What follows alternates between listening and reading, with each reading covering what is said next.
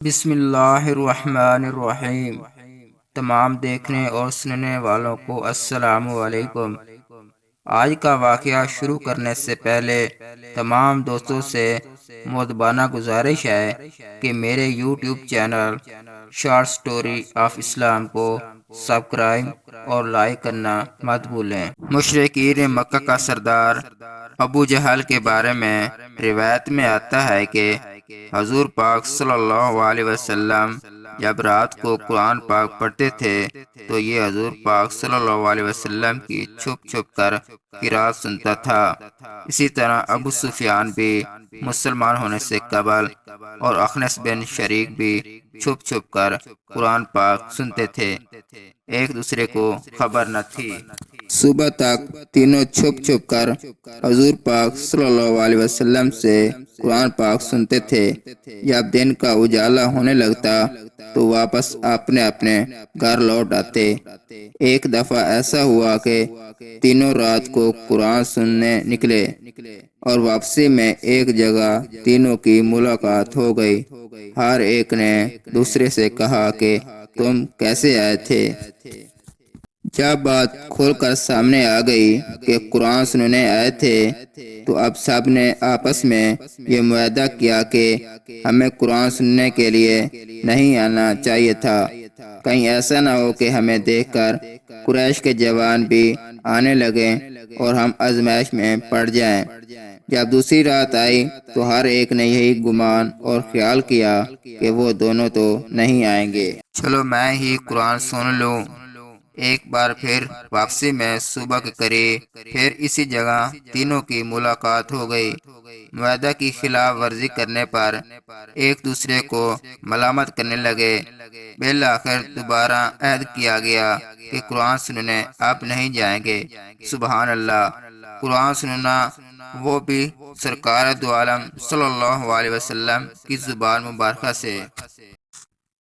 بھلا ان کو کب سونے دیتی تھی؟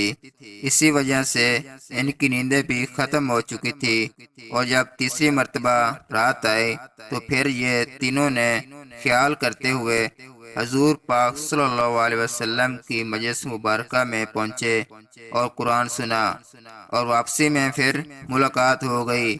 اب تو ایک دوسرے کا منہ تکتے رہے اور آخر صبح کو پھر معاہدہ کر لیا کہ آئندہ سے تو ہرگز سننے نہیں جائیں گے۔ اب اخنس بن شریک ابو سفیان کے پاس آیا اور کہنے لگا، اے ابو حنظلہ، تمہاری کیا رائے ہے؟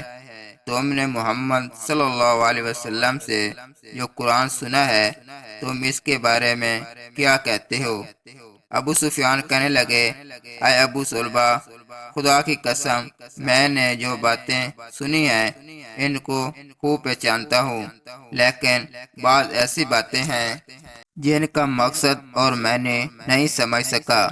تو اخنس نے کہا، ابو سفیان، خدا کی قسم میری بھی یہی حالت ہے۔ اس کے بعد اخنس بن شریک ابو جہل کے پاس آیا اور کہنے لگا، اے ابو الحاکم، تم نے محمد صلی اللہ علیہ وسلم سے جو کچھ سنا ہے اس کے بارے میں تمہاری کیا رائے ہے، اور تم نے کیا سنا؟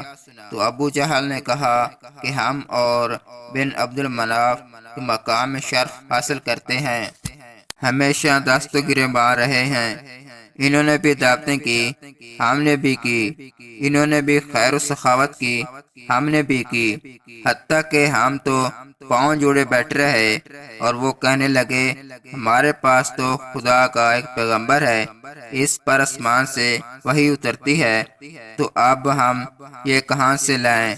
خدا کی قسم ہم اس پر ایمان نہیں لائیں گے اور اس کی پیغمبری کی تصدیق نہیں کریں گے۔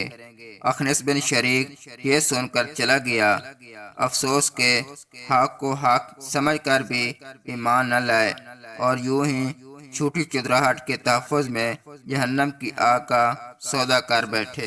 حاصل، قرآن سننے کا ایسا ہی مزہ ہے، کاش اس قرآن کی تلاوت کے نور کو ہم بھی سمجھ لیتے۔